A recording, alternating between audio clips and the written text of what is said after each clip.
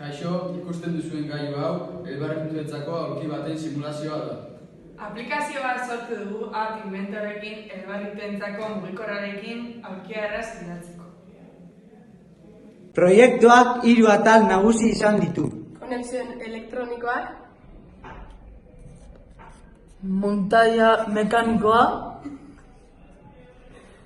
eta aplikazioa sortzea. Lehenengo saiakeretan, mugikorraren azelerometroa erabili genuen aulkia kontrolatzeko. Spent 24 hours, I need more hours with you. Jendea agurtzerakoan arazoak sortzen ziren. Horregaitik, behin betiko aplikazioan geziak noranzkoekin jarri ditugu.